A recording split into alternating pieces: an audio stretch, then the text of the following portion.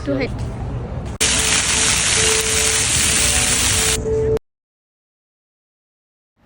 আসসালামু আলাইকুম এভরিওয়ান, সবাই কেমন আছেন? আশা করি সবাই ভালো আছেন। আলহামদুলিল্লাহ, আপনাদের সবার দোয়ায় আমিও ভালো আছি।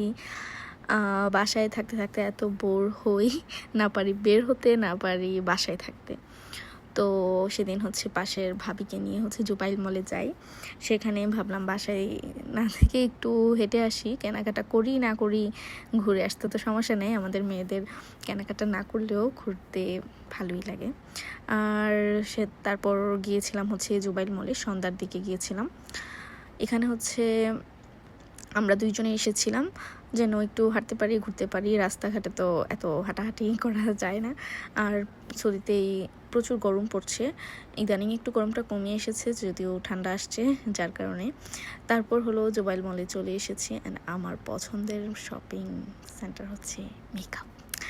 যাই হোক, আমি এখন মেকআপ থেকে স্কিন কেয়ার আইটেমই বেশি প্রেফার করি। স্কিন যদি তোমার ঠিক না থাকে তাহলে আরও কোটি টাকার মেকআপ কিনে ফেললেও কিছুই হবে না। মোর ইম্পর্ট্যান্ট হচ্ছে স্কিন কেয়ার। তারপর হলো সেদিন আর স্কিন কেয়ার কিংবা হচ্ছে মেকআপ কোনো কিছুই আমি কিনি নাই, যেহেতু আমি একা এসেছি। একা আসলে আমি কোনো কিছুই দেখা যায় নিই, তারপর ওই রকম নেই না। হাজব্যান্ড আসলে সাথে তখনই একটু বেশি কেনাকাটা হয়। তারপরে অনেক দেখার পরে আমার হচ্ছে এই ছোট পার্সটা পছন্দ হয়ে যায়, সাদাটা। এখানে অনেক ভ্যারাইটির ছিল, এটাও কিন্তু অনেক কিউট অ্যান্ড ইউনিক ছিল। আমার কাছে এটাও ভালো লেগেছিল, বাট দেখা গিয়েছে যে এটার মধ্যে আমি ওই রকম কিছু রাখতে পারবো না। তারপর হলো আমি যে সাদাটা আছে ওটাই নিয়েছিলাম। আর এখানে অনেক ধরনের ফেক নেলস, তারপর হচ্ছে শীট মাস্ক, অনেক কিছুই ছিল। মেয়েদেরকে গিফট দেওয়ার মতো অনেক কিছুই থাকে, বাট ছেলেদের গিফট দেওয়ার মতো কিছুই থাকে না। থাকে, বাট আমি খুঁজে পাই না। তারপর হলো সেই ব্যাগটাই নিয়েছিলাম, সেটা মেবি 15 থেকে 20 রিয়ালের মতো নিয়েছিল। এই তো তারপর হলো পুরো মল ঘুরতে ঘুরতে আমাদের খিদা লেগে যায়। তারপর আমরা হচ্ছে 3 তলায় এসেছি খাবার খেতে। সেখান থেকে হচ্ছে একটা এই টাইপের স্যান্ডউইচ, তারপর হচ্ছে একটা বার্গার, আর কিছু pocket cheese, potato cheese pocket কি যেন ছিল, সেটা ওর দিক একদমই বাজে ছিল। আর সাথে হচ্ছে মেরিন্ডা, পেপসি যেটাই নেওয়া যায়, আমি মেরিন্ডাটাই নিয়েছিলাম। তারপর সেখান থেকে হচ্ছে চলে আসি। এখানে 2 ঘন্টার মতো হচ্ছে হেঁটে দোকান দোকান ঘুরেছি। পছন্দ তেমন কিছুই হয়নি, যা শুধু আমি ব্যাগটাই নিয়েছি আর খেয়েছি, দ্যাটস ইট।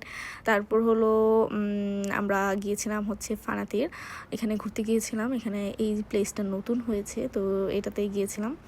যেহেতু আমার হাজব্যান্ড দোকান অফ করতে করতে ওর অনেক লেট হয়ে যায় সে আসতে আসতে, যার জন্য হচ্ছে আমরা দেখা যায় লেটেই বের হয়েছিলাম। আমি 10:30 কি 11টা হবে, 11টাই হবে এরকম টাইমে এসেছিলাম। তো এখানে হচ্ছে ওয়াটার ফাউন্টেনগুলো এখানে আরও উঁচুতে হয়, যদি আমরা লেটে এসেছি যার জন্য হচ্ছে অফ হয়ে গিয়েছে সবগুলো। এটাই ওপেন ছিল, এটাই দেখতে পেরেছি।